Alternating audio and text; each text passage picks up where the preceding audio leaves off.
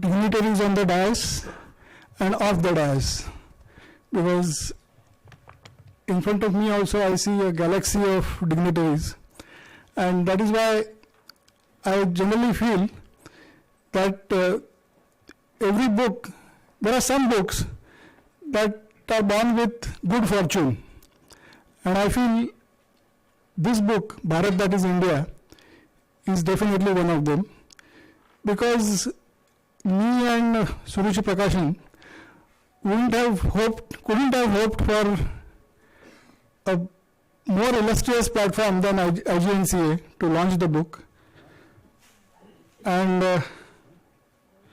neither could we have asked for a better panel of speakers to unravel Bharat's real identity, which is the subject of my book.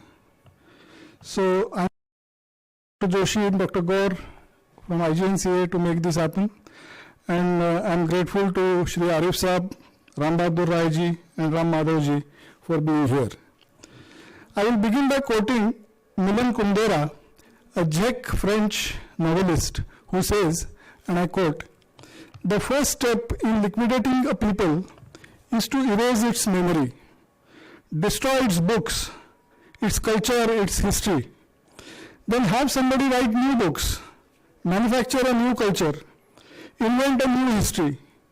Before long, that nation will begin to forget what it is and what it was. The struggle for man against power is the struggle of memory against forgetting." Unquote. This is exactly what has happened with our beloved motherland, Bharat.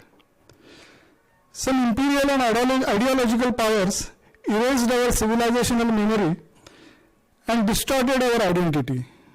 They told us that we were never a nation till the British united us under their political rule.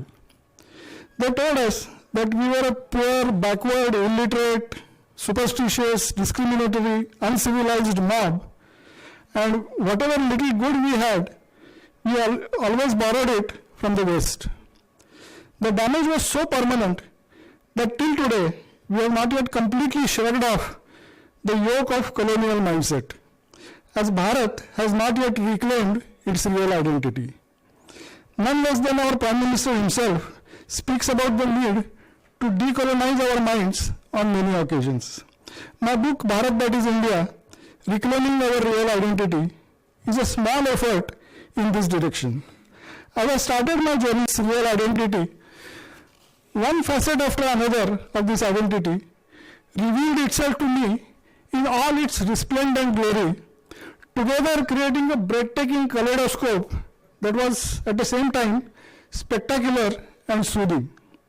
The sheer range and depth of Bharat's achievements in various fields and the indelible impact it had on the world are simply incredible, as we have hardly ever known about them. Let me quote a few examples just to satiate your curiosity. First, a couple of coincidences. 6th century to 4th century Common Era, before Common Era, is called as a period of Greek miracle, when knowledge of philosophy and science suddenly appeared in Greece out of nowhere.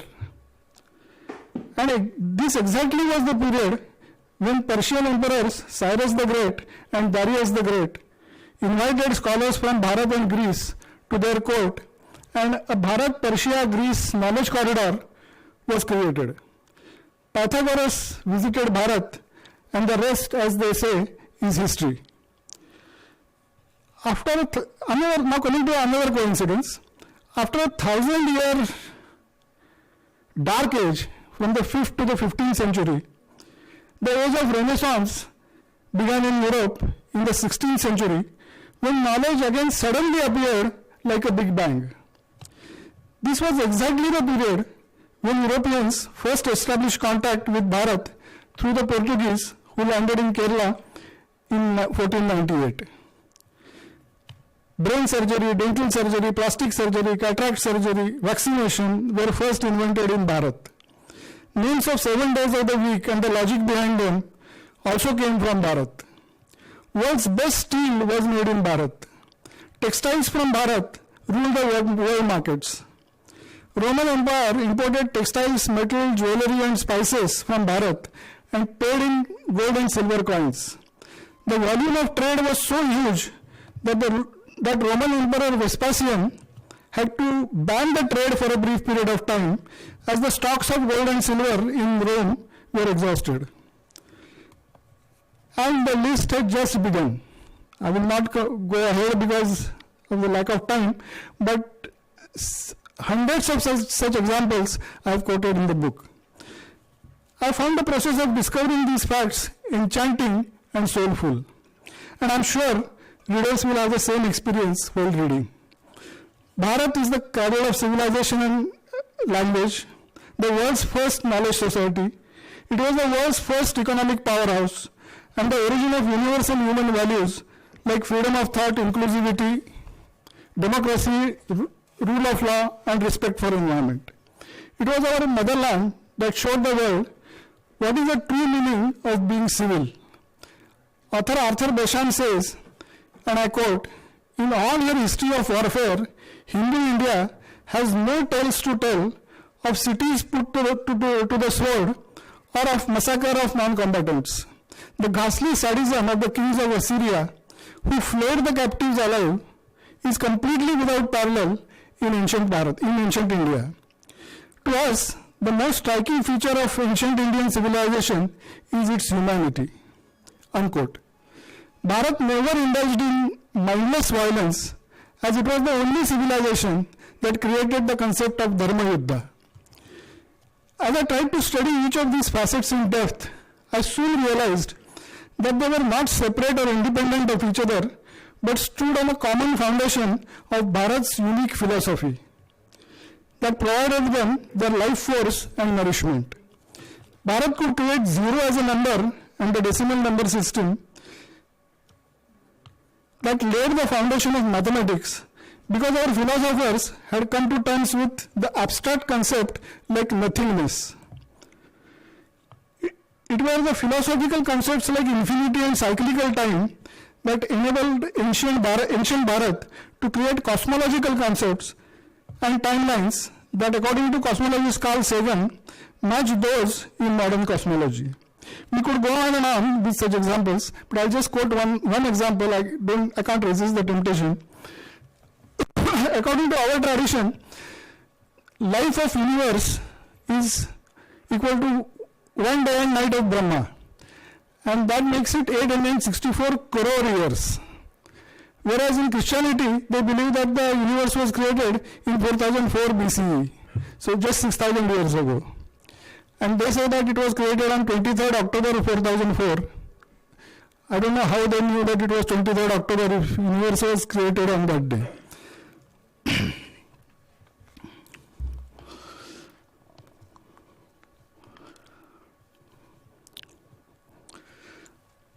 And another issue is that after 864 years, that is 1 day and night, life of Brahma is 311 trillion years. So we are going towards infinity. After 311 trillion years, the Brahma dies and the next Brahma is born. So we are actually talking about endless time or infinity, which is the concept which is fundamentally philosophical, and that's why we could come up with these ideas.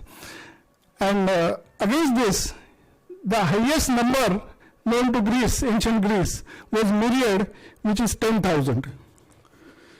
Quantum theory says that the universe is not a collection of independent bodies like stars, planets, and black holes, but a cosmic web of energy that is interconnected and interdependent.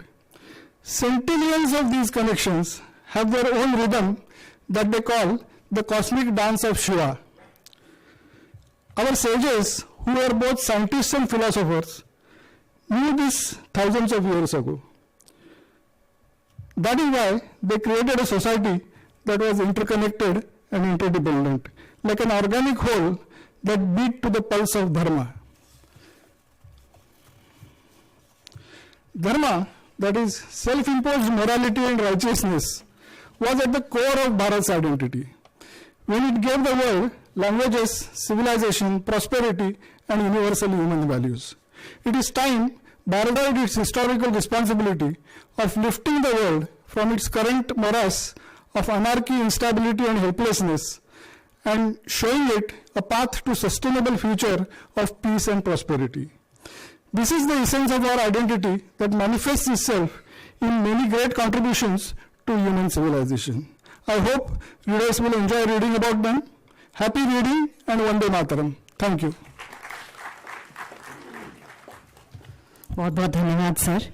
And ladies and gentlemen, the moment we have all been waiting for, the official launch of the book. May I request all our dignitaries to kindly join in for the ceremonial release.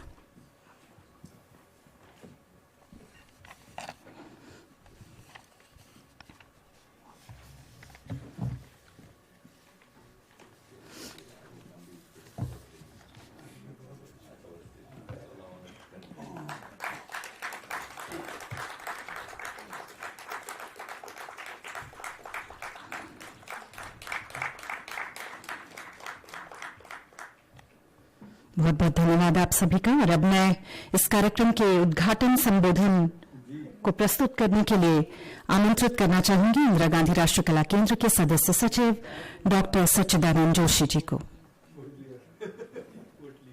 Sir आपको. और अब कार्यक्रम का उद्घाटन संबोधन sir doctor Sachchidanand Joshi जी.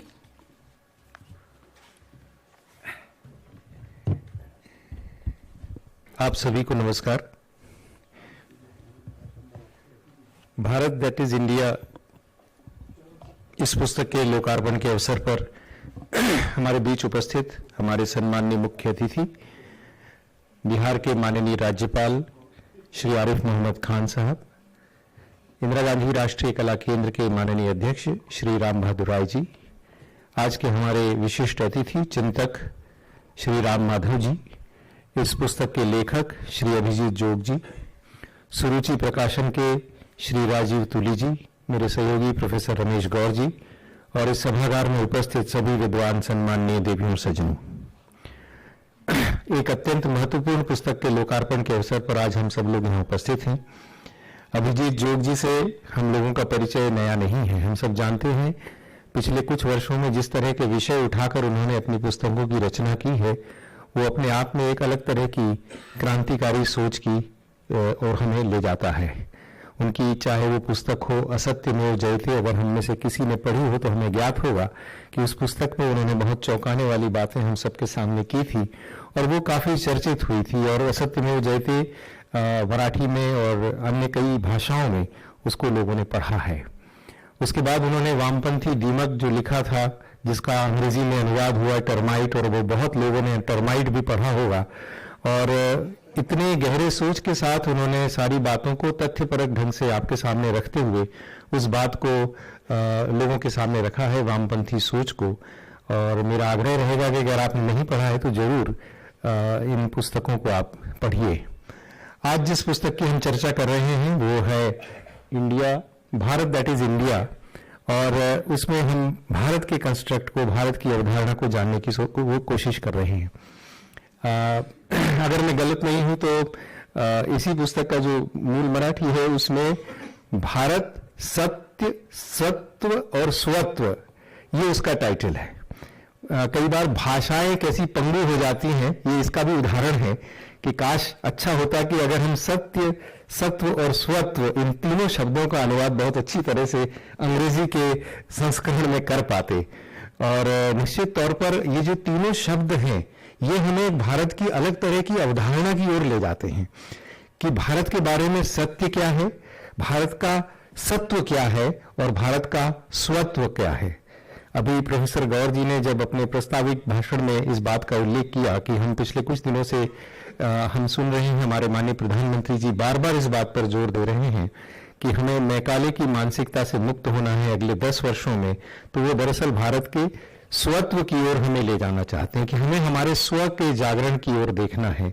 हम लोग जिस विचार परिवार से हैं, आप सबने ध्यान दिया होगा कि उस विचार परिवार में भी लगातार इस बात की चिंता हो रही है कि स्व का जागरण होगा तो इस देश का जो पुनर्निर्माण होना है, इस देश की जो नई अवधारणा है वो निश्चित तौर पर बाहर निकल कर आएगी. तो वो स्वत्व ढूंढना, हमारा स्वत्व क्या है उसे खोजना और उसे भारतीय तत्व के साथ जोड़ना एक बहुत बड़ी लेकिन बहुत महत्वपूर्ण एक प्रक्रिया है और उससे हम सबको गुजरना होगा। और मुझे लगता है कि ये पुस्तक उसमें हम सबकी बहुत महत्वपूर्ण सहायता करने वाली है, क्योंकि अभिजीत जोग जी ने इस पुस्तक को जब लिखा है तो गहरे शोध के साथ, गहरी विवेचना के साथ उन्होंने इस पुस्तक को लिखा है। कई सारे कंस्ट्रक्ट हैं, कई सारे वैचारिक अवधारणाएं हैं, जिन अवधारणाओं को वो एक तरह से तोड़ते हैं, नई अवधारणाएं आपके सामने रखते हैं, नए विचार को आपके सामने रखने की कोशिश करते हैं। तो वो भी एक समझने की बात है कि कैसे उन्होंने उन सारी अवधारणाओं को आपके सामने, जैसे अभी उन्होंने शून्य की बात आपके सामने कही है। हम सब जानते हैं कि शून्य के आविष्कार को लेकर विश्व में बहुत सारे की भ्रांतियां हैं और हम ही लोग अपनी तरह से अपनी बात को पुरजोर ढंग से नहीं कह पाते। कुछ दिनों पहले जब ज्ञान भारतम एक मिशन का उद्घाटन अभिमाननीय प्रधानमंत्री जी ने किया था, उस समय हम सब लोग इस सोच में थे कि शून्य को लेकर जो मूल मैन्युस्क्रिप्ट है वो तक हम अभी लंदन की लाइब्रेरी से लेकर भारत में नहीं लेकर आ पाए हैं, जिससे स्थापित होता है कि शून्य की अवधारणा दरअसल भारत में हुई थी। और जब हम आर्यभट्ट का नाम लेते हैं तो निश्चित तौर पर आचार्य ब्रह्मगुप्त का भी नाम हमें लेना चाहिए, जिन्होंने शून्य के तमाम सिद्धांतों का प्रतिपादन और विकास किया है। और उस अवधारणा को अगर हम भारतीय ही नहीं जानेंगे तो कैसे हम उसका विदेश में प्रतिपादन करेंगे। तो ऐसी बहुत सारी अवधारणाएं हैं, जो बहुत सारी गांठें हैं, जिनको खोलने का प्रयास आपकी ये पुस्तक कर रही है। मैं तो चकित था, क्योंकि जो उन्होंने बृहस्पति आगम का जो सूत्र दिया है, हिमालयम समारभ्य यावत इंदु सरोवरम तद देव निर्मितम देशम हिंदुस्थानम प्रचक्षते, ये उन्होंने जो बृहस्पति आगम का सूत्र दिया है उसमें हिंदू शब्द का प्रयोग आया है। और ये मेरे लिए भी बहुत, हिंदुस्तान की बात कहना, जो हम लोग समझते थे कि ये तो जब विदेशी भारत में आया उसके बाद से हिंदू कहना शुरू हुआ, तो इस शब्द को अगर आपने ढूंढ के निकाला है तो ये भी एक बहुत गहरा विवेचन है। क्योंकि हम तो सिर्फ विष्णु पुराण का ही श्लोक जानते थे, उत्तरम यद समुद्रश्च हिमाद्र शैव दक्षिणम वर्षम तद यद भारतः भारती नाम संतति। तो हम उस श्लोक से भारत की अवधारणा को जानते थे, लेकिन आपने अगर बृहस्पति आगम का वो श्लोक खोज कर निकाला है तो ये भी एक हम सबके लिए बड़े शोध का विषय है और इससे एक नई अवधारणा को, नए विचार को जन्म मिलता है। इसके साथ ही उन्होंने आदिवासी शब्द को लेकर भी जो कॉलोनियल कंस्ट्रक्ट है, जो औपनिवेशिक कंस्ट्रक्ट है, उस आदिवासी शब्द के औपनिवेशिक कंस्ट्रक्ट को भी बहुत अच्छी तरह से लोगों को समझाने की कोशिश की है। पिछले 2 वर्षों से इंदिरा गांधी राष्ट्रीय कला केंद्र में हम VIF विवेकानंद इंटरनेशनल फाउंडेशन के सहयोग से और आदरणीय गुरुमूर्ति जी और आदरणीय राय साहब के मार्गदर्शन में हम एक ऐसी भी परियोजना चला रहे हैं जिसमें हम एंथ्रोपोलॉजी के उस कॉलोनियल कंस्ट्रक्ट को छिन्न भिन्न करके भारत के परिदृश्य में एंथ्रोपोलॉजी को देखना, यानी किस तरह से हम हमारी जनजातियों को देखते हैं और किस तरह से उन शब्दों का हमारे यहाँ विकास होता है और किस तरह से कोई बहुत नकारात्मक शब्द हमारी शब्दावली में यूं ही शामिल हो जाता है, जैसे कि ट्राइबल शब्द है वो हमारी शब्दावली में ऐसे ही शामिल हो गया। तो इन सारी कंस्ट्रक्ट्स को जो औपनिवेशिक ढंग से हमारे ऊपर डाल दिए गए हैं उसको खोजने की बात कहते हैं। तो ये इस तरह के भी विचारों को आपके अंदर जन्म देता है, आंदोलित करता है और ये इसलिए ये जो इनकी पुस्तक है उस सारी अवधारणा के बीच में हमारे अंदर विचारों का मंथन करती है।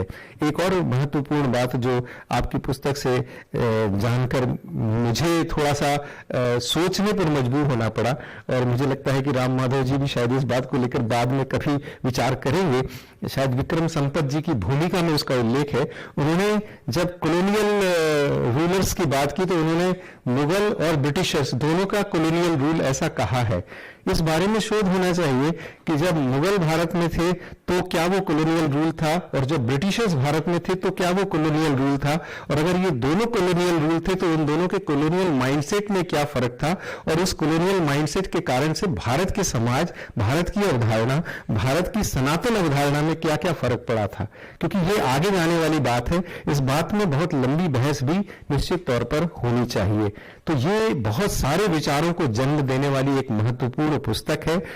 आने वाले समय में मैं आशा करता हूं कि आपके द्वारा भारत की लोक की अवधारणा को लेकर भी ऐसी ही कोई पुस्तक या ऐसा ही कोई ग्रंथ भी आएगा, क्योंकि इसमें लोक कहीं ना कहीं थोड़ा सा छूट गया। उस लोक को भी आपको लेना है, क्योंकि लोक में ही भारत का जन जन बसता है। भारत का जो राम है वो लोक में बसता है, ऐसा मुझे लगता है। तो इसलिए मुझे लगता है कि ये भी एक विषय है जो आने वाले समय में आपके चिंतन में रहेगा। आज बहुत बड़े बड़े विद्वान हमारे साथ मंच पर हैं। इंदिरा गांधी राष्ट्रीय कला केंद्र का ये सौभाग्य है कि अभिजीत जी ने अपनी इस पुस्तक के लोकार्पण के लिए हमें अवसर दिया। सुरुचि प्रकाशन का भी आभार है कि उन्होंने हमारे साथ सहयोग करने का आश्वासन दिया। ये कार्यक्रम उनके सहयोग से हो रहा है। मैं आप सभी का यहाँ पर स्वागत करता हूँ। बहुत बहुत धन्यवाद। बहुत बहुत धन्यवाद सर। अक्सर ही आप क्लिष्ट कठिन विषयों को भी बहुत सरलता से समझा देते हैं, इसके लिए बहुत बहुत आभार आपका। And now we have the privilege of hearing from Shri Ram Madhav, President, India Foundation, a strategic thinker and a prominent public intellectual. Sir, we invite you for your address.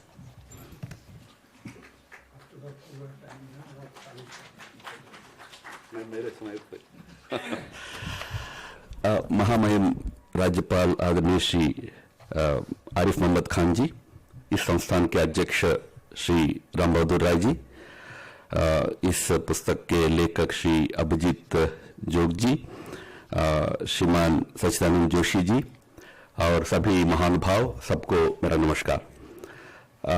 मैं धन्यवाद देता हूं सुरुचि प्रकाशन और IGNCA को कि एक अच्छे किताब का उद्घाटन का कार्यक्रम यहाँ हो रहा है और उसमें बोलने के एक अवसर मुझे भी दिया गया है, उसके लिए मैं धन्यवाद देता हूं। हम सबको आदरणीय राज्यपाल जी का भी और हमारे राम बहादुर राय जी का भाषण सुनना है। मैं संक्षेप में दो चार बातें आपके साथ शेयर करता हूं। एक बड़े परिवर्तन के दौर से हमारा देश गुजर रहा है। एक पुराना अनुभव अभ्यास को छोड़कर नई दिशा, नया अनुभव, नई अभ्यास की ओर हम जाने का प्रयास कर रहे हैं। एक संधि का समय इस समय है। इतिहास में ऐसे समय आते हैं, हर राष्ट्र के जीवन में आते हैं। तो एक एंटोनियो ग्राम्शी करके एक बड़े विद्वान होते थे इटली के उस समय के सरकारी व्यवस्था में भी वो पार्लियामेंट के सदस्य थे।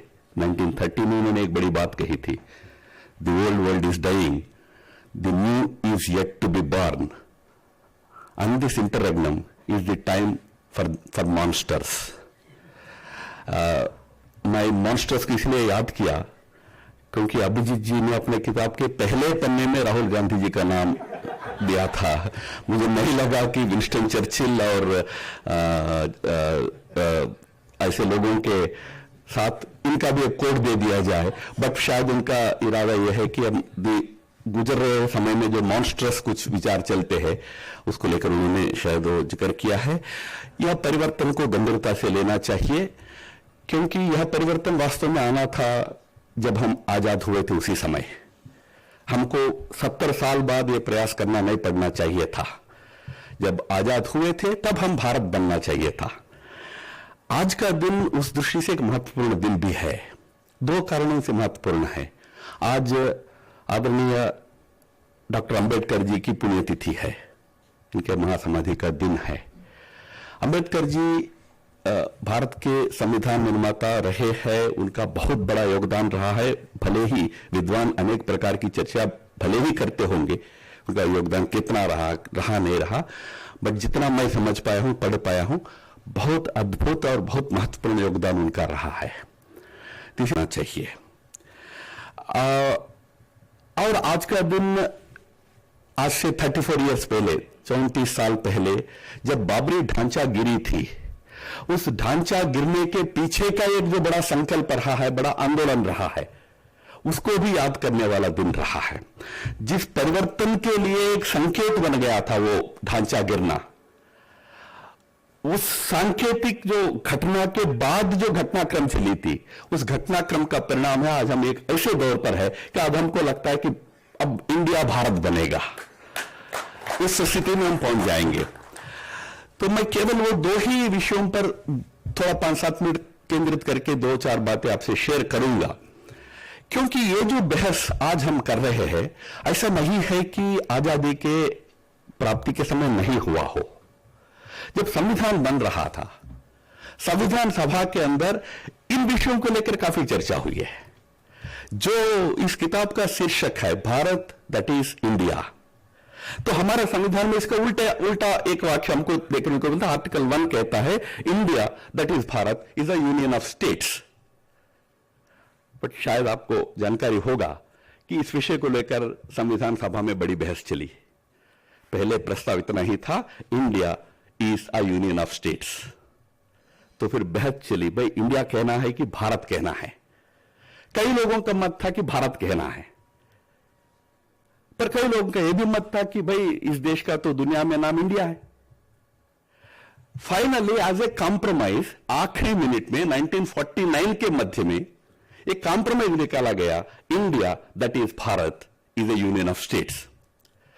भारत एक शब्द जो आया संविधान में, एक समझौते के नाते आया, पूरे मन से नहीं आया। नहीं आने के कारण भी था। एक मजेदार घटना हुई। संविधान सभा में तो सभी विद्वान थे, क्योंकि वो कोई इलेक्टेड लोग नहीं थे। कोई विद्वान तो इलेक्ट हो ही नहीं सकता था, अभी भी हो सकता है। बट उस समय पार्टियों ने अपने अपने लोगों को, बड़े बुद्धिमान लोगों को उसमें भेज दिया था। It was an assembly of very learned people. तो वहां एक लर्नड व्यक्ति उठकर एक प्रस्ताव रखा कि हमारे, ये अगेन लास्ट में 49 के मध्य में ये सब घटना हुई थी, तब तक तो हर एक आर्टिकल पर बहस हो रहा था। जब क्लोज करना था, उस समय एक महापुरुष ने उठकर कहा कि हमारा देश गांधी के बगैर तो हमारा स्वातंत्र आजादी का मतलब नहीं है, तो गांधी जी का नाम संविधान में होना चाहिए। तो उनका प्रस्ताव था कि हमारे संविधान के प्रियम्बल में गांधी जी का नाम हो, in the name of Gandhi we the people of India, ऐसा कहे। तो चर्चा चली 2-3 घंटे का। अंत में आचार्य कृपलानी उठकर उन दिनों में, क्योंकि वो संविधान सभा थी, वो पार्लियामेंट, लोकसभा, राज्यसभा तो था नहीं वो, इसलिए वहां स्पीकर को यह अधिकार नहीं था कि अरे बैठ जाओ, रिकॉर्ड से हटा दो इसको, ऐसा कहने का अधिकार नहीं था। तो फिर आचार्य कृपलानी, जो उस समय शायद कांग्रेस के अध्यक्ष भी, अध्यक्ष तो नहीं रहे, हो गया उनका कार्यकाल, वो उठकर उन सदस्य से आग्रह करते कि महाशय आप इसको थोड़ा विड्रॉ कर लीजिए, क्योंकि संकट क्या है, हम सब गांधी जी के प्रति बहुत श्रद्धा रखते हैं, हम आभार है, ये सब ठीक है, पर कल कोई ये गांधी जी के नाम पहले आप प्रियम्बल में रखोगे, कल कोई पूछेगा कि भाई संविधान में गांधी कहां है? प्रियम्बल में गांधी है, संविधान में है क्या? बड़ा प्रश्न था वो।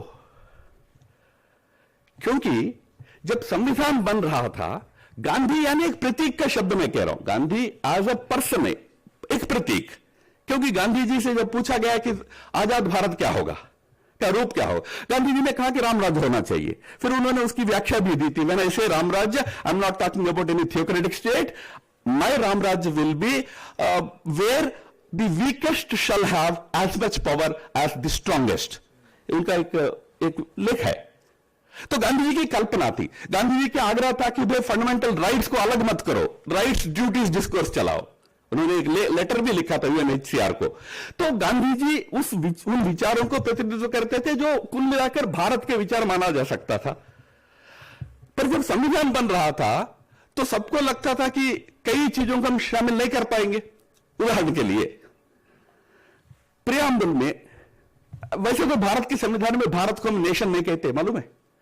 संविधान में नेशन शब्द नहीं है, हम राष्ट्र है, यह बात संविधान नहीं कहता है। संविधान में प्रियम्बल में we call ourselves we the people of India, हम भारत के लोग। और भारत का वर्णन आर्टिकल 1 में होता है, India is A union of states. ये ऐसा नहीं है कि ऐसे हो गया, इस पर चर्चा चली। भाई हमको पीपल ऑफ इंडिया कहना है कि we the nation of India कहना है। नेशन में ये जो अभिजीत जी ने जो कुछ कहा, ये सब बातें आती है। नेशन यानी आपका प्राचीन इतिहास, उसका आपका महत्व, चलो वो भारत कहो, इंडिया कहो, नेशन आप कह रहे हो। उस समय ये बहस के अंत में अंबेडकर जी एक बहुत बड़ी बात कहते हैं, उसका आज बहुत रेलेवेंस है, उसमें ऐसे विचारों का रेलेवेंस है। अंबेडकर जी कहते हैं कि देखो, हम एक राष्ट्र है, ये केवल एक फैशनेबल स्टेटमेंट नहीं होना चाहिए। क्या हम एक राष्ट्र के नाते जी रहे? दिस सेंस ऑफ नेशनहुड है हमारे अंदर? अगर होता तो हम क्या रिलीजन के नाम पे लड़ते? अगर होता तो हम जाति के नाम पे बढ़ जाते? होता तो कोई किसी को अछूत कहते हैं? हमें उन दिनों में अनटचेबिलिटी बड़ी बात थी। आज भी है, आज भी पूरा गया नहीं है। शायद संविधान के कारण, कानून के कारण सामाजिक व्यवहार में गया है, दिलों से नहीं गया है।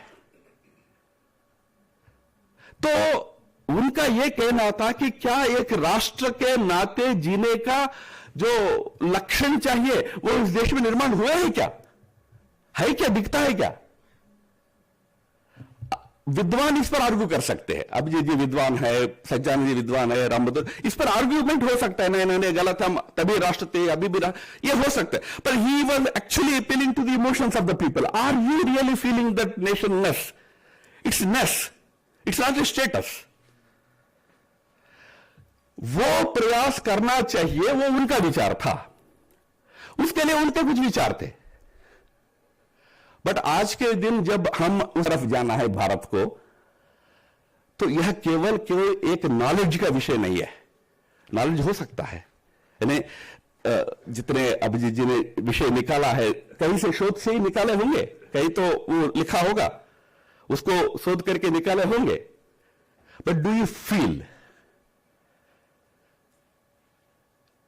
तो वो फीलिंग लाना आज के लिए बहुत महत्व की बात है कि भाई ये हम है, तो ये अनुभूति होती है क्या? आपको महसूस होता है क्या? इतने महान राष्ट्र है। हमने जाति व्यवस्था को कभी हमारा इंटीग्रल माना ही नहीं था। वर्ण व्यवस्था थी, उसका कोई कारण था, तो वर्ण तो 4 थे, जाति तो 4000 है। इन बातों पर एक देश के अंदर एक मत बनना पड़ेगा, सहमति बननी पड़ेगी। केवल संविधान कानून के आधार पर आप राष्ट्र घोषित नहीं करोगे। कई लोग हमको पूछते, क्या संविधान में मोदी जी इतने कमिटेड है, ताकतवर है, क्या संविधान में भारत को हिंदू राष्ट्र क्यों नहीं घोषित करते? क्या हिंदू राष्ट्र कोई संविधान से घोषित करने वाला विषय है क्या? या उसकी अनुभूति राष्ट्र में निर्माण करना है? तो बड़ा सवाल है उस अनुभूति का, उस भावना का कि हम एक राष्ट्र है, इस राष्ट्र का प्राचीन पहचान है, इस राष्ट्र के महान जीवन रहा है, जीवन आदर्श रहे हैं, और इसने बहुत कुछ दुनिया को देने लायक चीज रखा है। मैं मानता हूं जब इस परिवर्तन के दौर से गुजर रहे हैं, तो ऐसे जो साहित्य निर्माण होता है, उससे उस भावना को परिपुष्ट करने के लिए हमको बहुत सहायता मिलती है। उस दृष्टि से मैं अभिजीत जी को बहुत बहुत साधुवाद देता हूं। ऐसा लिटरेचर आना चाहिए, साहित्य निर्माण होना चाहिए, क्योंकि जिनका उन्होंने इधर उधर कोट किया था, जो हम क्यों भारत नहीं बन पाए, क्यों इंडिया रह गए, बात सही है। कई ऐसे विदेशी विचारक भी, हमारे अपने विचारक भी रहे हैं, जिन्होंने इस देश का आइडेंटिटी को ही क्वेश्चन किया था। जॉन स्ट्राची से लेकर, उनके बाद चर्चिल से लेकर, ये सब ने। And in fact why Churchill actually Nehru को लेटर लिखा, यार you are fool, why are you going for democracy? India तो एक ऐसा यूनिट है ही नहीं जिसको आप डेमोक्रेटिकली रूल कर पाओगे, लेटर लिखा था। लकीली भारत लोकतंत्र रहेगा, ये निर्णय कांग्रेस ने 1928 में लिया, जब नेहरू रिपोर्ट, मोतीलाल नेहरू का रिपोर्ट बनी थी। जब ब्रिटिशर्स ने, सेवन कमीशन ने चैलेंज किया कि आपके पास दम है तो अपना संविधान बनाओ, तब तो उन्होंने 78 आर्टिकल्स का एक संविधान बनाया था, जिसको नेहरू रिपोर्ट कहते हैं। उस रिपोर्ट में उन्होंने तय किया था भारत एक लोकतंत्र होगा, और उस रिपोर्ट में तय किया गया है कि 21 ईयर्स के हर व्यक्ति को वोटिंग राइट मिलेगा, यूनिवर्सल फ्रैंचाइज मिलेगा, यूनिवर्सल एडल्ट फ्रैंचाइज मिलेगा। यह बहुत बड़ा रिवोल्यूशनरी डिसीजन था, उस समय प्रोग्रेसिव डिसीजन था। पर भारत का लोकतंत्र कैसे रहना चाहिए, इस पर तो कोई सहमति नहीं थी, इसलिए लोकतंत्र अडॉप्ट कर लिया, वेस्टमिनिस्टर मॉडल को लाके लागू कर दिया, क्योंकि वो अवेलेबल था। बाद में नेहरू ने माना, भाई क्यों लाया? तो नेहरू ने कहा कि आई am not saying it is the best model, but it was the available best model, इसलिए लाया है। उपलब्ध व्यवस्थाओं में जो अच्छा लगा उसको लेके आए हैं। हमारा हो सकता है क्या? अंबेडकर, गांधी, दीनदयाल जी तीनों ने कहा था भारत का लोकतंत्र का स्वरूप कैसा होना चाहिए। अंबेडकर ने कहा बुद्धिस्ट संघ है। बुद्धिस्ट संघ मेजॉरिटी से नहीं चलते थे, बुद्धिस्ट संघ में वाद विवाद करके सहमति बनाई जाती थी। गांधी जी ने कहा कि भाई मेरे तो कल्पना राम राज्य के जो लास्ट व्यक्ति का विचार भी उतना ही महत्व का होना चाहिए। और दीनदयाल जी ने एकात्म मानव दर्शन में कहा कि भाई भारत का लोकतंत्र का स्वरूप कैसा होना चाहिए, चुनाव जीतने के लिए मेजॉरिटी चाहिए, चुनाव जीतने के बाद सरकार बनने के बाद सहमति चाहिए। क्या ऐसा लोकतंत्र हो सकता है क्या? आज ये बड़े प्रश्न लग सकते हैं आज के दिन में, बट ऐसे व्यवस्थाएं कैसे आ सकते हैं, ऐसे मानसिकता कैसे देश निर्माण हो सकते हैं, ये असली सवाल है। परिवर्तन उस बात का है, या परिवर्तन वाला चीज केवल एक आर्गुमेंट जीतने के लिए नहीं है कि भाई उनका ये आर्गुमेंट ये था, असली आर्गुमेंट मेरा ये है। ये विद्वता से हम जीत सकते हैं, जीतना भी चाहिए। You have to win every intellectual battle, but the real battle is emotional. Real battle is about hearts. इस देश के हर व्यक्ति को हमको कन्विंस करना पड़ेगा, जो संघ का और संगठनों का कार्य होता है हर क्षेत्र में कन्विंस करना पड़ेगा कि हम एक राष्ट्र थे, हम एक राष्ट्र है, हमको एक राष्ट्र के नाते रहना है। उस राष्ट्र का एक प्राचीन परिचय रहा है, वो भारत का हो, हिंदू का हो, किसी को इंडिया कहना है तो कहे, बट वो एक प्राचीन राष्ट्र है, यह अनुभूति देना है। मैं मानता हूं कि उसमें इस प्रकार के प्रयास बहुत हमके लिए मददगार होंगे। मैं लेखक को साधुवाद देते हुए और एक बार ऑर्गेनाइजर्स को धन्यवाद देते हुए मेरे वाणी को विराम देता हूं। नमस्ते। Thank you so much sir for your profound thoughts. और अब मैं ससम्मान आमंत्रित करना चाहूंगी अध्यक्षीय वक्तव्य प्रस्तुत करने के लिए इंदिरा गांधी राष्ट्रीय कला केंद्र के अध्यक्ष श्री राम बहादुर राय जी को।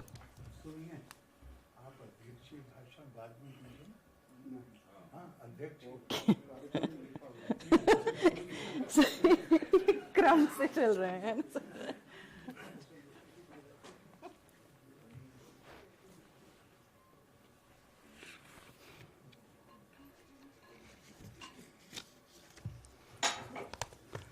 आदरणीय आरिफ मोहम्मद खान साहब, राम माधव जी, डॉक्टर सच्चिदानंद जोशी जी, अभिजीत जोग जी, हमारे सामने पता नहीं क्यों रमेश गौड़ जी श्रोताओं में बैठे हैं, रमेश गौड़ जी और मित्रों,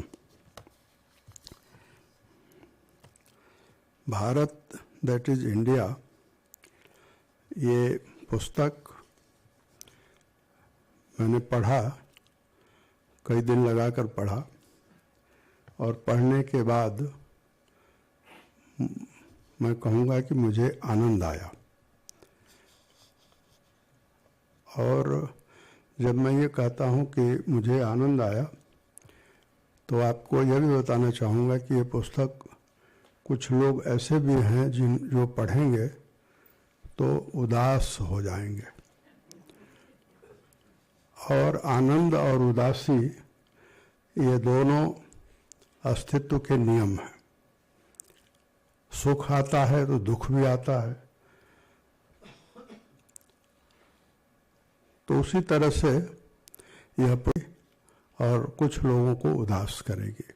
उनको उदास करेगी जो अभी भी भ्रमित हैं और अपने परिचय से दूर हैं। तो मैं ये कहूँगा कि पुस्तक हमको अपना परिचय देती है, यानी आत्म परिचय देती है, हम कौन हैं ये हमको बताती है। और ये पुस्तक वैसे तो 6 अध्याय में है, और जो 6वां अध्याय है वो ए और बी में है। तो मैं अभिजीत जोगी से कहूँगा कि जब अगला संस्करण हो, या राजीव तुली जी से भी कहूँगा कि जब अगला संस्करण निकले तो ये बी को 7वां कर दीजिए।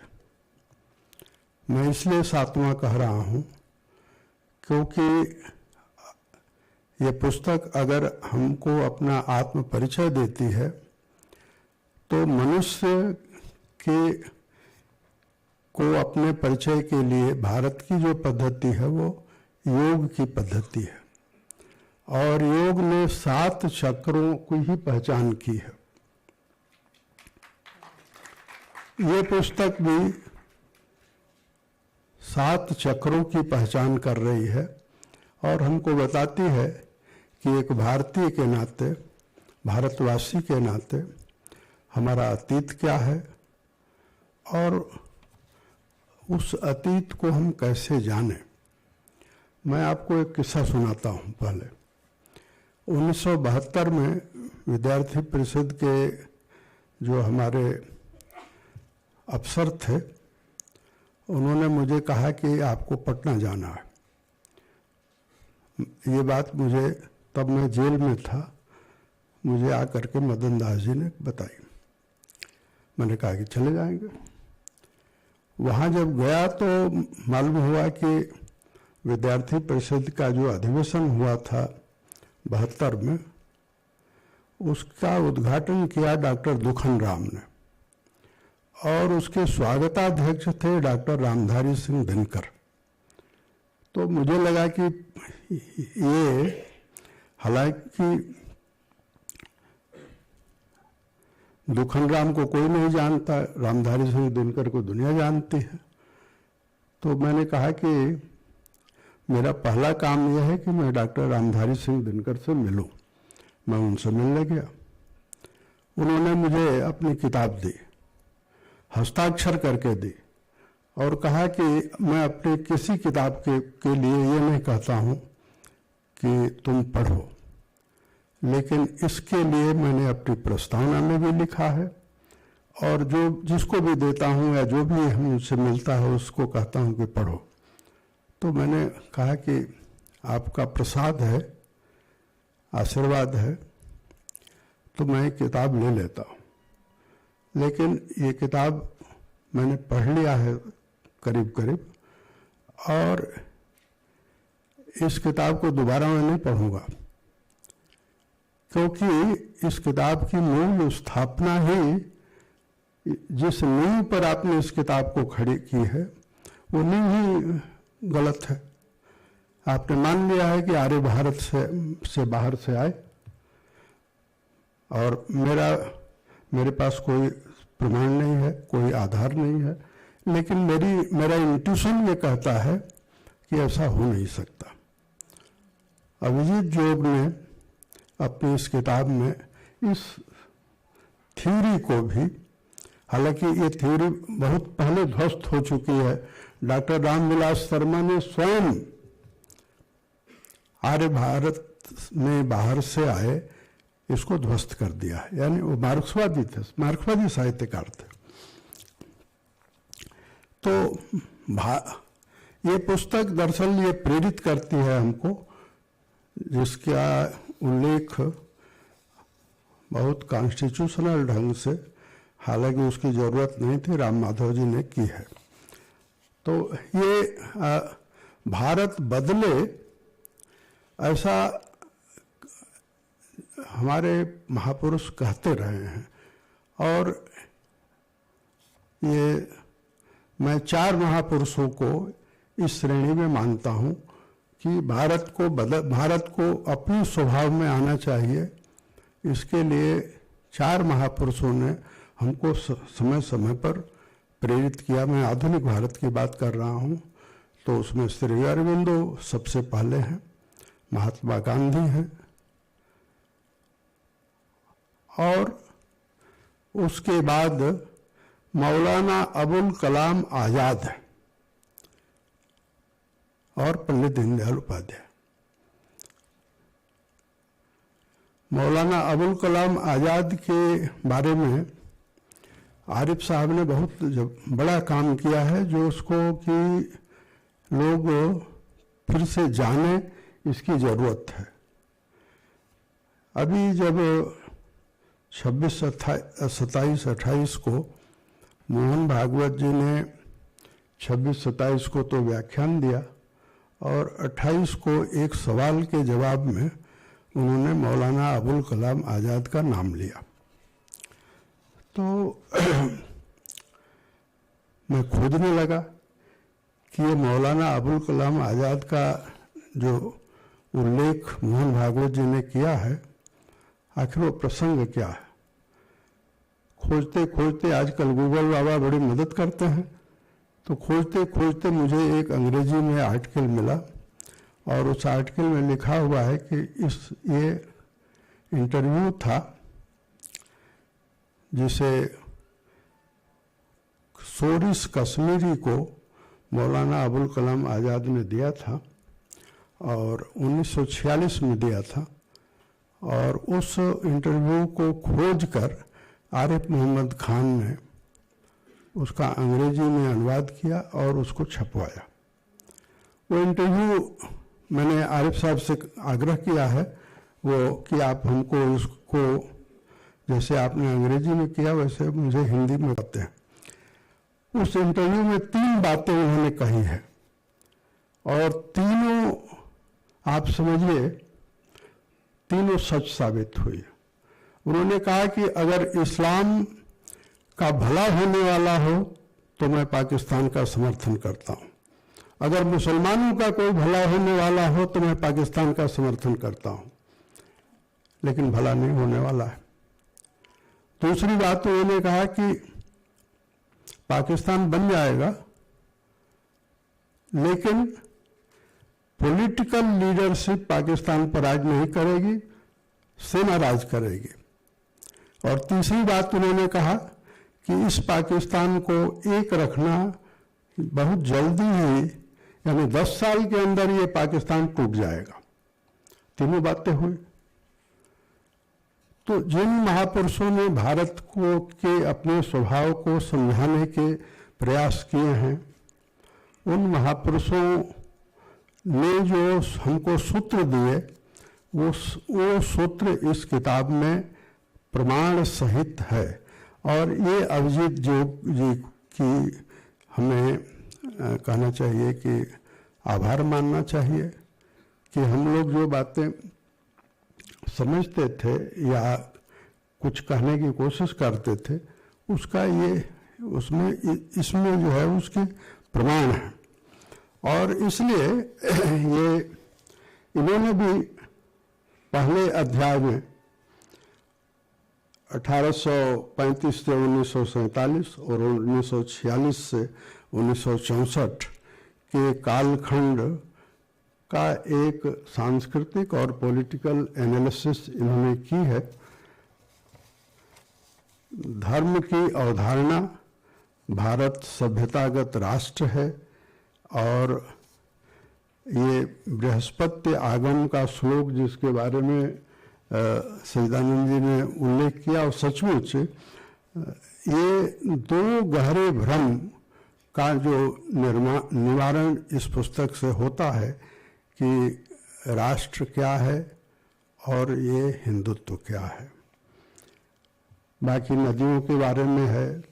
और इन्होंने स्वयं भी 4 नवंबर 1948 को जो डॉक्टर भीमराव अंबेडकर ने संविधान सभा में बोला था, 4 नवंबर 1948 वह तारीख है जिस दिन संविधान सभा का पहला प्रारूप संविधान सभा के पटल पर डॉक्टर अंबेडकर ने रखते हुए बोला था। और ये डीएनए वगैरह के बारे में भी उन्होंने बताया है। महात्मा गांधी का जो ओसेनिक सर्किल की अवधारणा है यह आपने बताया है। और उसी तरह से ओसेनिक सर्किल का जो स्वरूप गांव में है, चक्रीय स्वरूप, उसकी उन्होंने याद दिलाई है। और मैं इसको आप सबसे कहना चाहूँगा कि इसको इसलिए पढ़ना चाहिए, इस हिस्से को खास तौर पर, क्योंकि संविधान हमको भारतीयता के करीब नहीं पहुंचाता। संविधान में उस स्तर तक पहुंचाने के लिए 73वां और 74वां संविधान संशोधन हुआ, लेकिन आज भी क्या महात्मा गांधी के ग्राम स्वराज का सपना 73वें और 74वें संविधान संशोधन से पूरा हुआ है? इसका उत्तर है नहीं। क्यों नहीं हुआ है ये बहस की बात है, लेकिन मैं ये कहूँगा कि भारत विकसित होगा, आत्मनिर्भर होगा और अपनी ऊंचाइयों को छुएगा तो उस दिन होगा जब गांव आत्मनिर्भर होंगे, स्वयं अपना निर्णय कर सकेंगे, जिलाधिकारी के अधीन नहीं होंगे, और वर्टिकल जो ऊपर से नीचे तक का जो शासन है उस शासन को नहीं, क्षैतिजीय शासन जब हो जाएगा तब होगा, और यही ओशनिक सर्किल का मतलब है। आपने राजीव मल्होत्रा का भी उल्लेख किया है, कुछ ऐसे भी उल्लेख किए हैं जिनका मैं उल्लेख नहीं करना चाहता।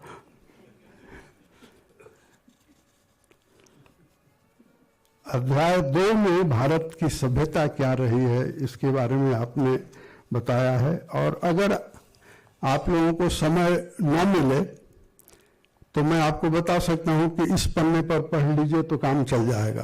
Page number 39, page number 64, page number 75, 93 और पेज नंबर 106 यानी 106।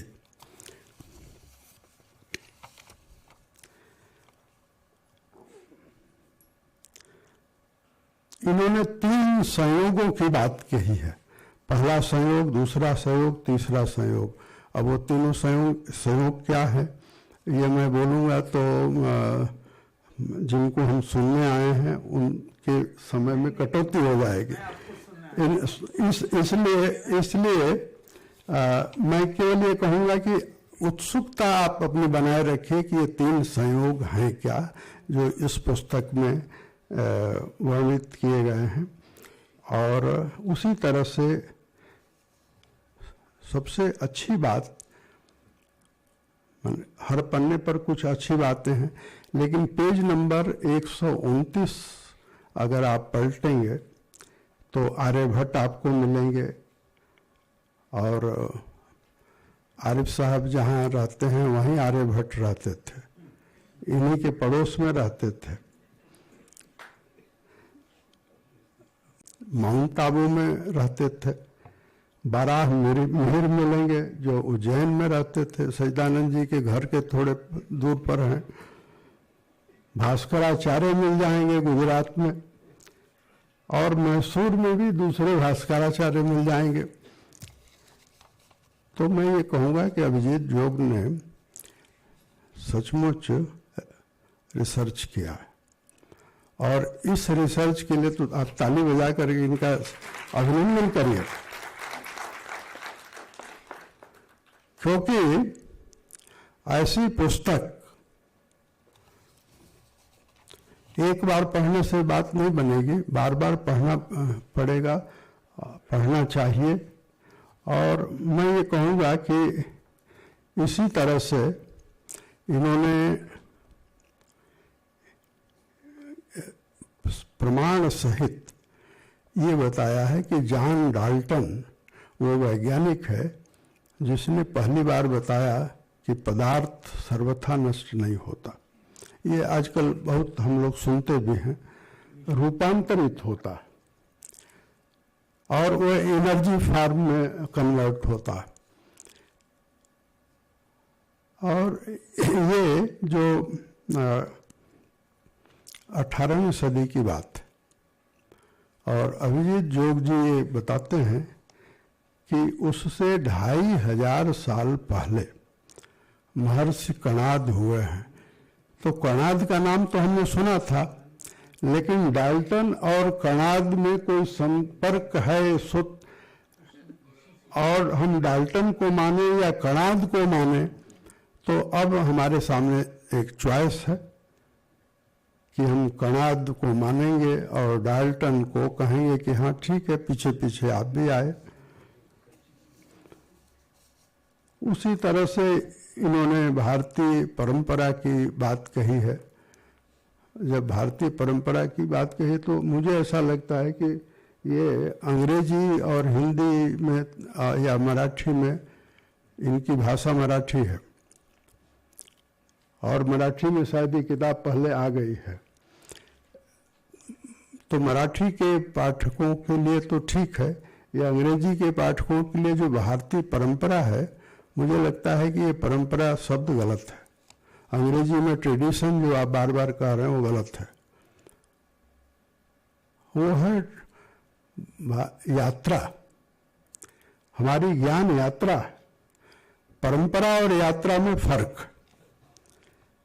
इन्होंने उस परंपरा के हिसाब से ईसाई, आर्य, मैक्स मुलर वगैरह से, जिसका हमने पहले भी जिक्र किया है, उसी तरह से पेज नंबर 138 पर अत्यंत आवश्यक है कि भारत का प्राचीन काल क्रम शोध पूर्वक निर्धारित हो। और इसके बारे में ये पता नहीं क्यों सच्चिदानंद जी भूल गए या इसको महत्व नहीं दिया, लेकिन सचमुच प्रधानमंत्री की पहल पर, प्रधानमंत्री के निर्देश पर इन लोगों ने 7-8 दिन तक पुणे में माथापच्ची की और अभी भी वो माथापच्ची चल रही है। तो आपको मैं ये बताऊं कि ये प्रयास चल रहा है।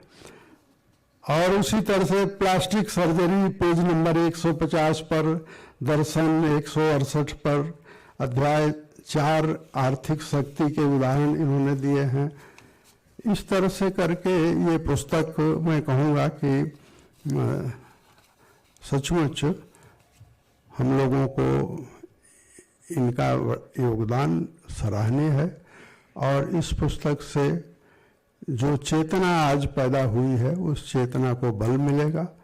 लेकिन ऐसा मत मानिए कि हम तुरंत अपना आत्म परिचय प्राप्त ही कर लेंगे। हमारी आदतें बहुत बिगड़ी हुई हैं, तो आदतें सुधरें इस पुस्तक से, इस कामना के साथ मैं अपनी बात पूरी करता हूँ।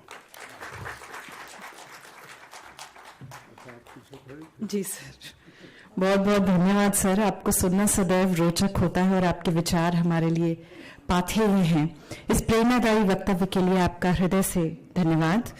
और अब कार्यक्रम के सर्वाधिक प्रतीक्षित क्षण के लिए मैं आमंत्रित करती हूं संवैधानिक पद की गरिमा, राष्ट्र, संस्कृति और भारतीय मूल्यों के सजग संरक्षक माननीय राज्यपाल महोदय श्री आरिफ मोहम्मद खान जी को।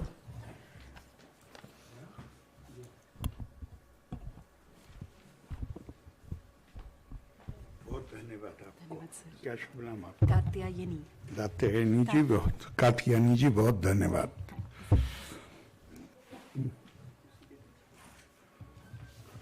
ये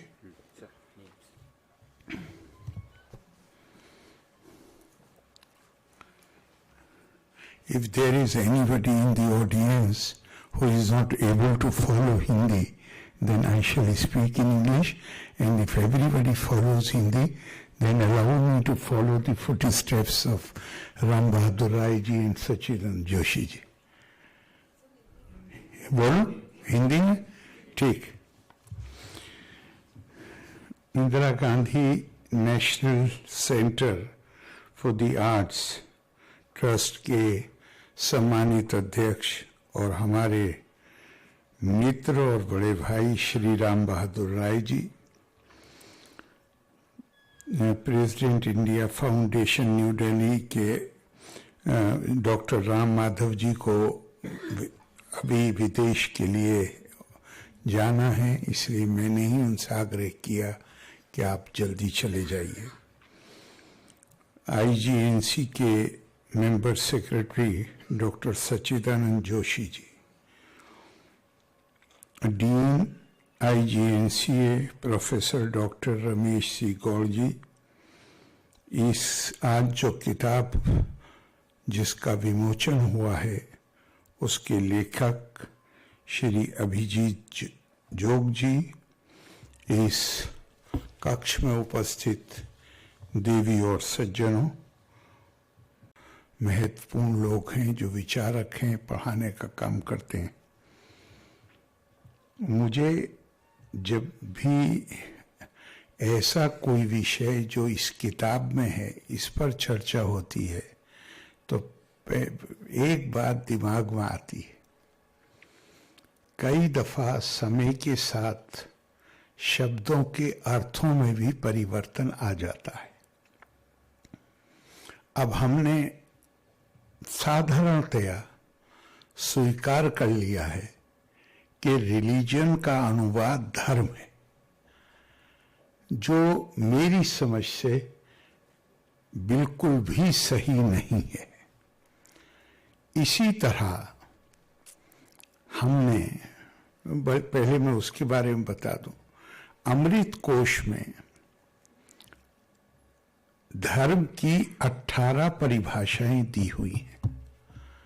उसमें जो सबसे कम महत्वपूर्ण है वो परिभाषा बनती है जो रिलीजन का, जिससे सेंस निकलता है। धर्म बुनियादी तौर पे कर्तव्य, दायित्व, अपनी जिम्मेदारियों को निभाना,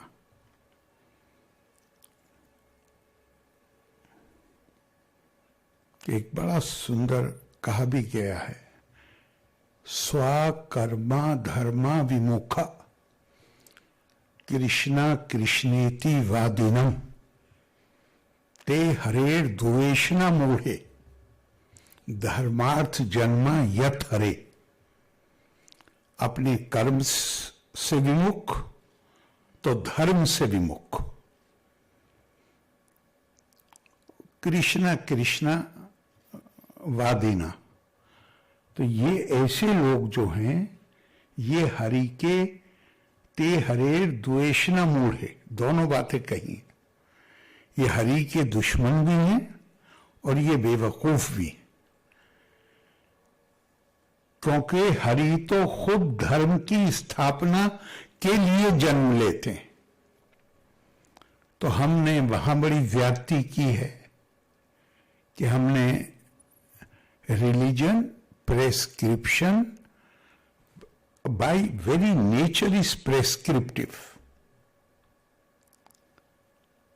धर्म आपको हर वक्त गौर करना है कि in a given situation what is your duty. एक परिस्थितियों में आपका धर्म क्या है, प्रेस्क्राइब नहीं।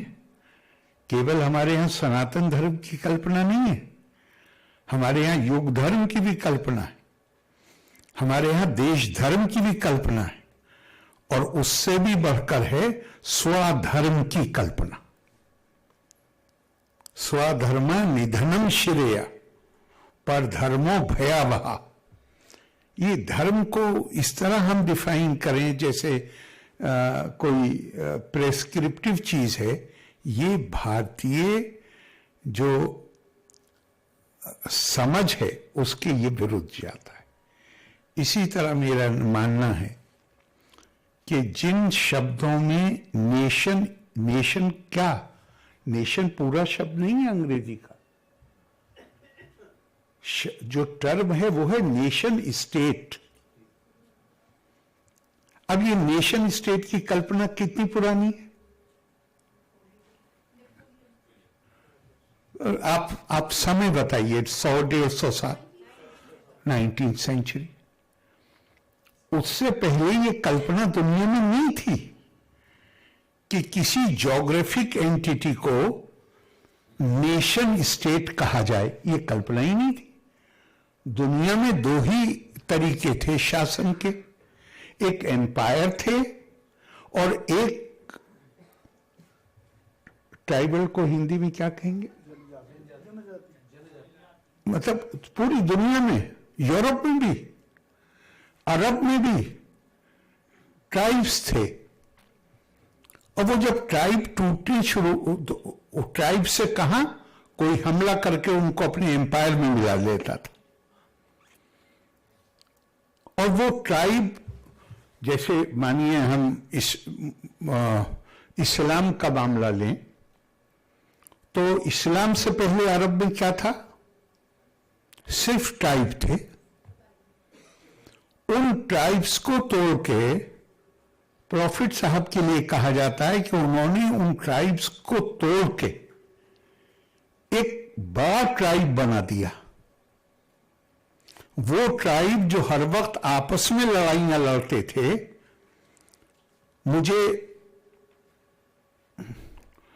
मेरे ट्राइब के एक आदमी को किसी ने मार दिया।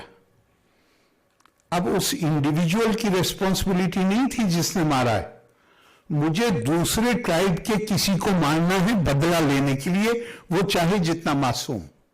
तो दुनिया में दो ही तरीके थे, एक ट्राइब्स थे और एक एम्पायर्स थे। उस डेफिनेशन को भारत पे लागू करना, भारत में कोई ना कोई सेंस तो यूनिटी का, एकता का रहा होगा कि जब शंकराचार्य निकलते हैं केरला के गांव से, पूरे भारत का भ्रमण करते हैं, सब जगह एक एक चारों क्षेत्रों में एक एक मठ स्थापित करते हैं, तो भारत राजनीतिक रूप से एक नहीं था। लेकिन क्या हम ये कह सकते हैं कि भारत में सांस्कृतिक एकता की चेतना नहीं थी? क्या हम ये कह सकते हैं कि भारत में आध्यात्मिक एकता की चेतना नहीं थी? उन्होंने उस चेतना को उन्होंने पैदा नहीं किया, उन्होंने उस चेतना को बढ़ाया और उस चेतना को सुदृढ़ करने के लिए क्या किया कि उन्होंने 4 महावाक्य चारों वेदों से लिए और जो उन्होंने मठ स्थापित किए उनको हर एक को एक एक महावाक्य दिया। कहां से ये हुआ? 1100-1200 साल पहले। जहां से वाक्य लिए वो किताब कितनी पुरानी है? यूनेस्को ने भी मान लिया कि ऋग्वेद दुनिया की सबसे पुरानी किताब, उन्होंने भी माना है। तो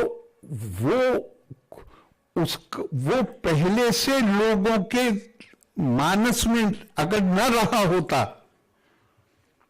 तो शंकराचार्य ये काम आसानी से नहीं कर सकते थे। 4 महावाक्य क्या थे? अहम ब्रह्मास्मि तत्त्वमसि, अयम आत्मा ब्रह्मा, प्रज्ञानम ब्रह्मा। वो ही ब्रह्म मेरे अंदर है, वो ही आपके अंदर है। और असल में वो ब्रह्म कहीं और नहीं है, परमात्मा आत्मा के रूप में आपके अंदर निवास करता है। अयम आत्मा ब्रह्मा। और क्या वो जो चौथा कहा है वो तो अगर गौर करिए तो it sets your imagination on fire. प्रज्ञानम ब्रह्मा, वो आत्मा जिसे हम ब्रह्मा कह रहे हैं, रियलिटी कह रहे हैं, वो क्या है? संपूर्ण चेतना। चेतना ही ब्रह्म है। देहो देवालया प्रोक्तो जीवो देवा सदा शिवा। वो जो परम सत्य है वो कहीं और नहीं है, वो आपके अंदर है, मेरे अंदर है। ये ब्रह्म फिर ये नजर क्यों नहीं आता? ये नजर इसलिए नहीं आता कि हमारी प्रकृति ऐसी है, हमें बनाया ऐसा है प्रकृति ने हमें कि ये ब्रह्म अहम की परतों के नीचे हमारे अंदर दबा हुआ है। इन परतों को हटाने को ही तपस्या कहा गया है। इसी को कहा गया है कि यही आपका दूसरा जन्म है। जब आप हम पैदा होते हैं तो वो ब्रह्म दबा हुआ है अहम की परतों के नीचे, स्वार्थ के नीचे। बहुत दफा लोग कहते बच्चे मासूम होते हैं। आप छोटे बच्चों की क्लिप देखिए यूट्यूब पे। मां की गोद में बच्चा है, पिता नजदीक आने की कोशिश करता है तो वो पिता के चेहरे पे हाथ रख के और पीछे धकेलता है, क्योंकि उसका जो करुणा भाव है, उसका जो संवेदना है, उस समय तक वो केवल मां को पहचानता है और मां तक सीमित है। लेकिन विकास का मतलब क्या है? द्वितीय जन्म का मतलब क्या है? कि हम अपनी उस करुणा और संवेदना को विस्तार करते चले। यो वै भूमा तत्सुखम न अल्पे सुखम अस्ति। जितना आप अपने आप को, और स्वामी विवेकानंद ने कहा expansion is life, contraction is death. जितना आप अपनी उस करुणा का जो भाव है उसको विस्तार देते चले जाएंगे, उसका मतलब है कि अहम की परतों को आप खोज खोज के निकाल रहे हैं और ब्रह्म का जो स्वामी विवेकानंद कहते हैं, my mission can be explained in very simple words. मेरे जीवन का उद्देश्य बहुत आसान शब्दों में, I want to teach unto mankind. He does not say I want to teach unto Indians, I want to teach unto mankind their divinity. उनके अंदर जो दिव्यता है, मैं उन्हें वो बताना चाहता हूं, और मैं चाहता हूं its manifestation in all movements of life. मैं ये मानता हूं कि ये भारतीय सभ्यता, भारतीय संस्कृति और जितने नाम आपको भारतीय राष्ट्र, भारत देश, उसका कोई अनूठा योगदान दुनिया को है तो वो है कि भारत में, भारतीय संस्कृति ने मानवता का दिव्यकरण किया और दिव्यता का मानवीयकरण किया। इसी तरह मुझे इसमें ये राष्ट्र वाला, अब ये क्या बगैर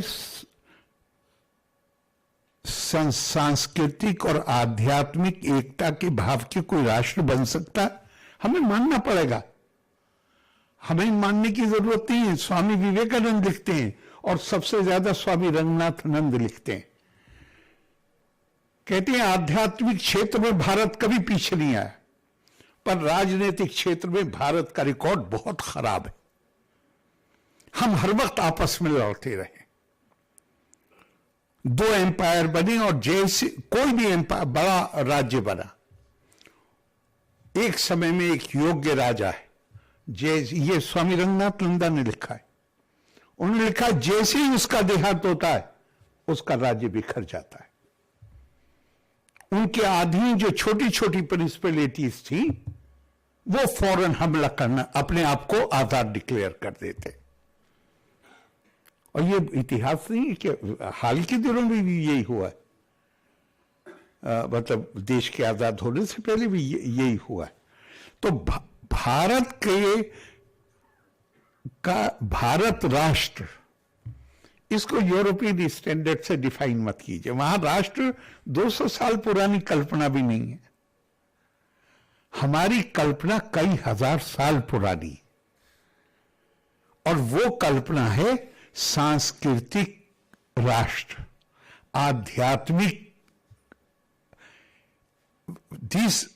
ये जो यूनिटी हमारी, जो राष्ट्र के लिए जरूरी होती है। अभी हम सरदार पटेल की 150 वर्ष हो रहे हैं, तो कल परसों में राजपीपला में था गुजरात में, हर दिन 10 दिन की वहां पे यात्रा थी, हर दिन किसी न किसी को उन्होंने आमंत्रित किया था। तो मैंने वहां पे एक वाक्य कहा, मेरा जी चाह रहा है कि आपके साथ उसको शेयर करूं। मैंने कहा कि शंकराचार्य उस वक्त जब भारत टुकड़े टुकड़े में राजनीतिक रूप से बटा हुआ था, निकलते हैं पूरे देश में सांस्कृतिक और आध्यात्मिक मजबूत करते हैं, सुदृढ़ बनाते हैं। लेकिन मुझे ऐसा लगता है कि उनके निधन के बाद, जो बहुत कम उम्र में हुआ, उन्हें उनकी आत्मा ने चैन से नहीं बैठने दिया, और उनके अधूरे काम को पूरा करने के लिए उनकी आत्मा सरदार पटेल के रूप में जन्म लिया, और इस देश को पहली बार, ये मेरे शब्द नहीं, पहली बार के, बाकी तो मैं नहीं कहा है, मैं जिम्मेदारी ले रहा हूं, लेकिन स्वामी रंगनाथ के शब्द अगर मैं प्रयोग करूं तो कहते हैं कि पहली बार हमें ये अवसर मिला है। अब से पहले, गुलामी से भी पहले, ये उनके ही वाक्य हैं, गुलामी से भी पहले, जब गुलामी हमारी शुरू हुई, उससे भी पहले हम प्रजा थे, नागरिक नहीं थे। तो स्वामी रंगनाथानंद कहते हैं कि पहली बार हमें यह मौका मिला जब हम नागरिक हैं। प्रजा कहते हैं उस बच्चे को जिसकी कोई दूसरा केयर करता है, संस्कृत में। अब हमें अपनी जिम्मेदारियों का बोध होना चाहिए, हमारा भी योगदान होना है राष्ट्र नागरिक की हैसियत से हमारे क्या कर्तव्य है, हमारा क्या धर्म है, उसके निभाने की भी चेतना आनी चाहिए। सच्चिदानंद जी ने, मैं एक दूसरे विषय की तरफ आता हूं, पहले ये कह दूं आपको कि मैं बहुत मतलब मुझे बहुत नई जानकारियां मिली, खासतौर से आपका चैप्टर 5 और 6-7वें तक मैं पहुंचा नहीं हूं, इसलिए उसकी बात करूंगा नहीं, मगर 5वां चैप्टर आपका कमाल का है भाई।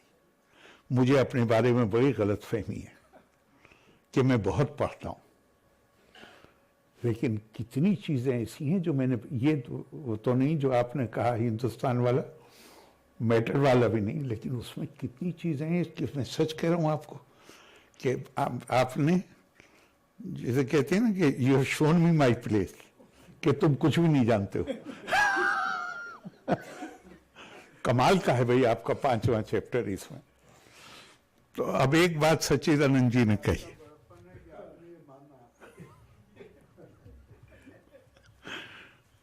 नहीं, सबसे बड़ा ज्ञानी वो है जो ये समझता है मेरे पास ज्ञान है। जितना आप पढ़ते जाइए उतना ही अपने अज्ञानी होने का भाव बढ़ता जाता है। तो अब एक बात सच्चिदानंद जी ने कही तो मैं उस पर और जरा बोलना चाहता हूं।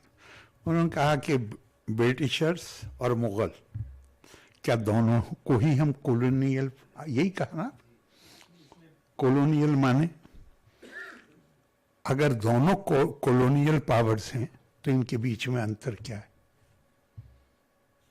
मेरा ईमानदारी से ये मानना, और ये मैं आपके यहाँ पहली दफा नहीं बोल रहा हूं, अब से इसमें से जो मैं बोलने जा रहा हूं इसमें से बड़ा हिस्सा मैं देवबंद में बोला था।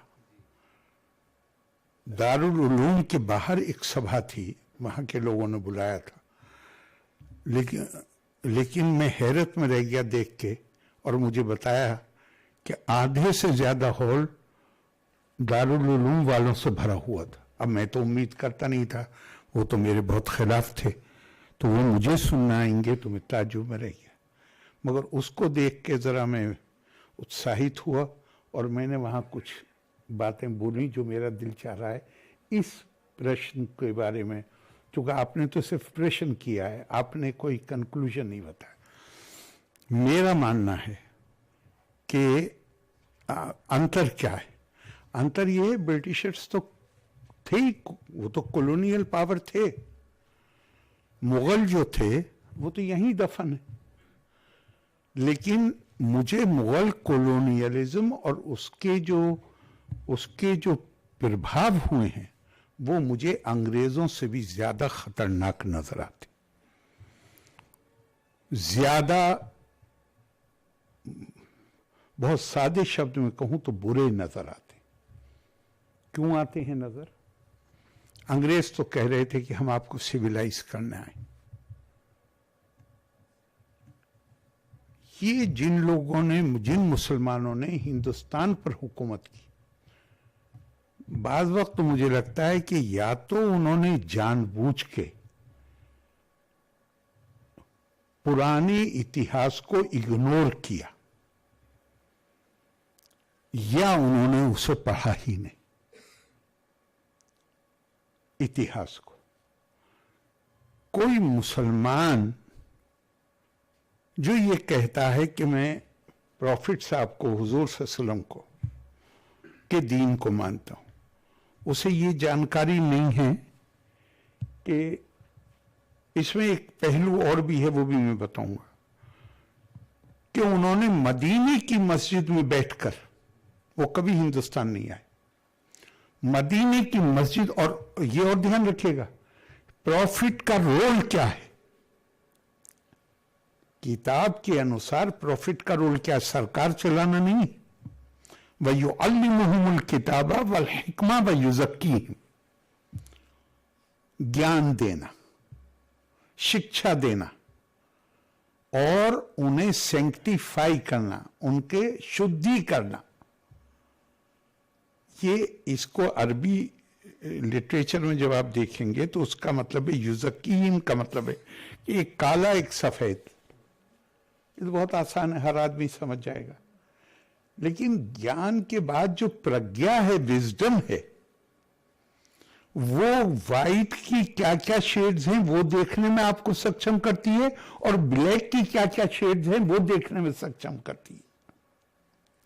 और जहां आपके अंदर ये क्षमता आ जाए कि दो या दो से ज्यादा वैलिड ऑप्शंस के बीच में आप उस ऑप्शन को सिलेक्ट करें जो ऑप्शन केवल आपके लिए हितकारी है, उस प्रोसेस को युजक्कीन कहा गया है। विजडम की वो स्टेज, तो वो मदीने की मस्जिद में बैठ के कहते हैं, अजीदु रिहल इल्मी मिन बिलादिल हिंद, मैं हिंदुस्तान की सरजमीन से इल्म की ठंडी हवा, शीतल हवा के झोंके आते हुए महसूस कर रहा हूं।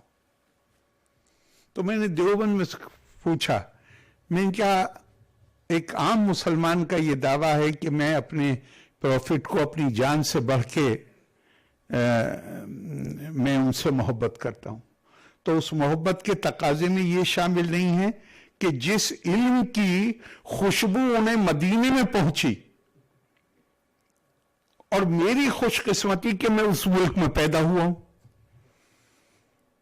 तो मेरी मोहब्बत मुझे इसके लिए बाध्य नहीं करती कि मैं उस ज्ञान को जानने की कोशिश करूं। वो ज्ञान क्या है? मैंने तो उल्टा किया। मैंने कहा मेरे आने से पहले तो तुम्हें खाना भी नहीं आता था, ज्ञान तो छोड़ो। मैंने कहा तुम्हें कपड़े भी पहनने नहीं आते थे। मैंने कहा तुम्हारे पास जो अंग्रेज कह रहा था हम सिविलाइज करने आए हैं, आम मुसलमान की यही जुबान थी। आम मुसलमान से मतलब आम वो वाला नहीं, वो जो अफेयर्स में हिस्सा लेते, उसकी भी वही जुबान थी। तो आपने जब वो रवैया इख्तियार किया, तो आपने सिर्फ हिंदुस्तान के साथ ज्यादती नहीं करी, आपने उस शख्सियत को जिससे आप ये दावा करते हैं कि आप अपनी जान से बढ़ के मोहब्बत करते हैं, आपने उसके तई भी बेअदबी दिखाई। तो मेरे नजदीक वो ज्यादा गंभीर है। अरे मैं तो मालिक की मेहरबानी, मैं तो हिंदुस्तान में पैदा हूं, लेकिन अगर मैं मुसलमान हूं और बाहर से भी आया हूं, तो मेरे अंदर एक क्यूरियोसिटी होनी चाहिए कि हिंदुस्तान के पास वो कौन सी नॉलेज है। इकबाल ने बाद में उन्होंने क्या किया उसको छोड़ दीजिए, लेकिन शुरू में जो उनका तराना है, सारे जहां से अच्छा हिंदुस्तान हमारा, उसमें इस हदीस का जैसे कविता में उन्होंने इसको किया है, मीरे अरब को आई ठंडी हवा जहां से। ये कोई मेरे दिमाग की उपज नहीं है ये चीज।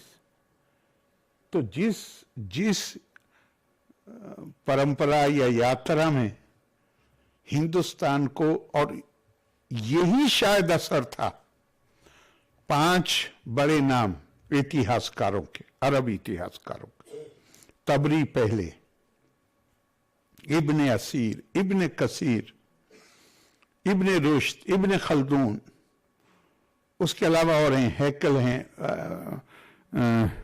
कितफी हैं। हमारे वाइस चांसलर जामिया के बैठे हुए हैं, वो ज्यादा जानते होंगे, मैं तो स्टूडेंट हूं, आप टीचर हैं। हर किसी ने एक बात लिखी, कॉमन है अरब हिस्टोरियंस के यहां ये, और ये सब 9वीं और 10वीं सदी के शताब्दी के हिस्टोरियंस हैं। पहला है तबरी, सबके पहले चैप्टर में ये कॉमन बात है, दुनिया में 5 बड़ी सभ्यताएं हैं, देश बहुत हैं, लेकिन वो सारे देश या तो इस एक सभ्यता या दूसरी सभ्यता से जुड़े हुए। 5 बड़ी सभ्यताएं कौन? ईरान है, जिसको पारस कहते थे तब। ईरान है जो अपनी शान और शौकत, अपने वैभव के लिए जाना जाता है। चीन अपने कौशल के लिए और अपने शासकों के प्रति आज्ञाकारिता के लिए दोनों शब्द प्रयोग किए। रोम अपनी सुंदरता और सब हिंदी में शिवलरी को क्या कहेंगे, महिलाओं के प्रति उदारता। रोमन सभ्यता अपनी सुंदरता और महिलाओं के प्रति उदारता के लिए जानी जाती है। 3 हो गए। तुर्क अपनी बहादुरी के लिए जाने जाते हैं। भारत दुनिया की, मेरे शब्द नहीं है, मैं इसे बढ़ा के नहीं बोल रहा हूं, ये उनके शब्द हैं। भारत दुनिया की अकेली सभ्यता है जो ज्ञान और प्रज्ञा के संवर्धन के लिए जानी जाती है। ज्ञान और प्रज्ञा के संवर्धन के लिए इल्म और हिकमत लफ्ज इस्तेमाल किए, उसके फरोग के लिए इस्तेमाल की जाती, जानी जाती है। तो ये हिंदुस्तान का, ये इन लोगों को जब ये कहा कि हिंदुस्तानियों को तो कपड़े पहनने भी नहीं आते थे, खाना खाने भी नहीं आता था, ये इसके लिए नहीं था कि वाकई में ऐसा था, बल्कि जब भी कोई बाहर से हुकूमत करना आएगा, उसका पहला काम दुनिया में कहीं भी, उसका पहला काम होता है लोगों के आत्मबल को कमजोर करना। मंदिर इसलिए नहीं तोड़े गए कि वो लोगों को मुसलमान बनाना चाहते थे। पूरा इतिहास पढ़िए। मुसलमान बादशाहों ने, उस जमाने में इंडस्ट्री नहीं थी, ध्यान रखिएगा, रेवेन्यू के बहुत सोर्सेज नहीं थे। तो अरब इतिहासकार तो ये बताते हैं कि उमवी भी और अब्बासी भी, अगर कोई कहता था मैं मुसलमान हो गया हूं, कहते हम नहीं मानते तुम मुसलमान हो। इसलिए कि, और उसमें एक नाम है बहुत बड़ा, उमर बिन अब्दुल अजीज। उन्होंने, उनके गवर्नर की शिकायत की गई कि साहब ये लोगों को की पिटाई करता है अगर कोई कहता है कि मैं मुस्लिम हो गया हूं। तो उन्होंने गवर्नर से सवाल पूछा, गवर्नर ने जवाब में लिखा कि जितने लोग मुसलमान होना चाह रहे हैं, अगर सब मुसलमान हो गए तो मेरी और आपकी आमदनी खत्म हो जाएगी। आमदनी का एक ही जरिया था, जिजिया, और जिजिया मुस्लिम से नहीं लिया जा सकता, के लिए था। ये हथियार अपनाए गए।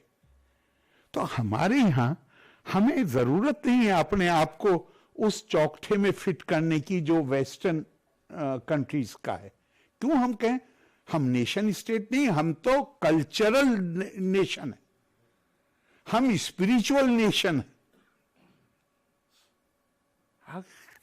ऐसी ऐशा देवो विश्वकर्मा महात्मा सदा जनानाम हृदय सन्निविष्ठा हृदय मनीषा मनसा अभिक्लिरप्तो या एतत् विदु ते अमृता भवंती।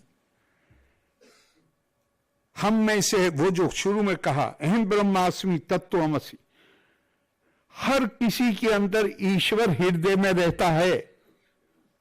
जो ये जान गया या एतत् विदु अमृता भवंती, वो अमृतत्व को प्राप्त हो गए।